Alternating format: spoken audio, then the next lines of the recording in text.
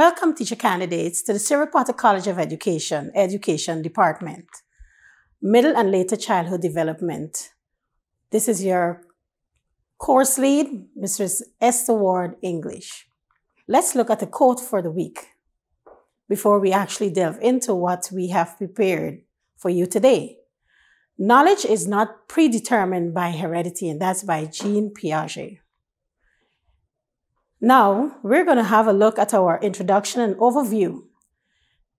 In this, we noted that teachers have a huge role to play in the growth and development of their students.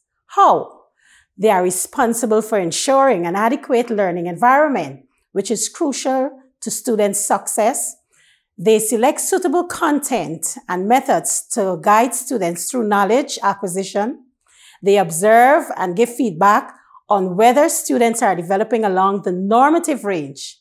They offer guidance to pupils and parents on children's development. They plan for and provide the support needed for children to be successful human beings. Recognizing that an understanding of child development is important to the learning or the teaching learning process, the Cyril Potter College of Education has developed a curriculum for middle and later childhood development. This course on middle and later childhood development is designed for teacher candidates seeking to operate within the primary school system that caters for pupils from ages 6 to 12. This is a first-year course designed for all students registered as a primary major. Studying child development helps teacher candidates to understand children. How? They are able to understand the uniqueness and value of every human being. They become knowledgeable about the developmental milestones the child is expected to meet and is able to identify when children are not developing along the normal developmental trajectory and provide the necessary support for them.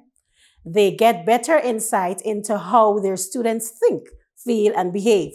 They are better able to deal with children from different socio-cultural backgrounds.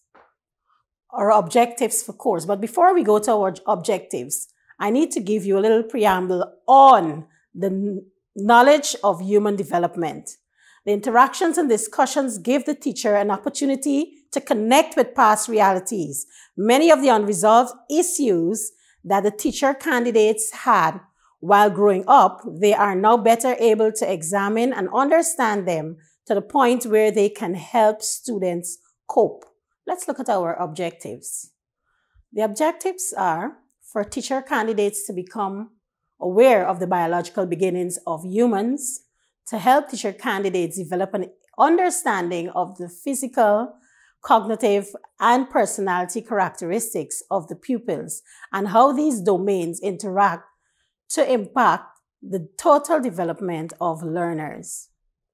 So we're going to be talking about the units that we need to cover in this course, Middle and Later Childhood Development. So for Unit 1, we have Biological Beginnings, which has genetic foundations, heredity, environment, and individual differences, conception, prenatal, and the birth processes. These are topics that will be covered on the Unit 1. Now, when we talk about Unit 1, we are looking at the foundation of the child development because it addresses the factors that are responsible for shaping the child's development. Unit 2 speaks to physical and cognitive development in the middle and later childhood. Under Unit 2, we have topics like physical changes and health in the middle childhood, cognitive changes in middle childhood, language development during middle childhood. This also speaks to what contributes to the process where individuals begin to experience self-actualization. Under Unit 3, we have the socio-emotional development in later childhood development. Under that unit, under that broad heading, we have emotional and personality development in middle and later childhood, families and peers, fears and phobias associated with transitioning to a new school, strategies to make the transition smooth. Human beings were designed to be expressive and to function within groups. Therefore, the social environment is important for the personality development of individuals.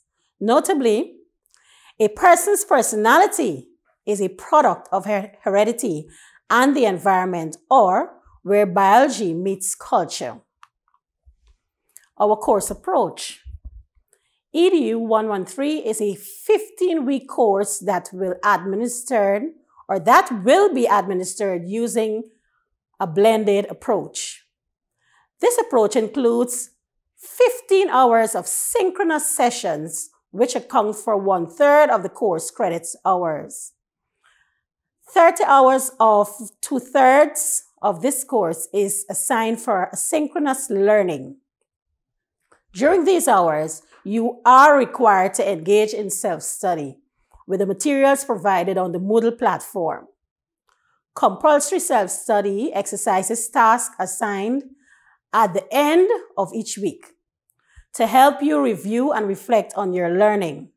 Be sure to complete them in a timely manner. Now, we have responsibilities of the teacher candidate.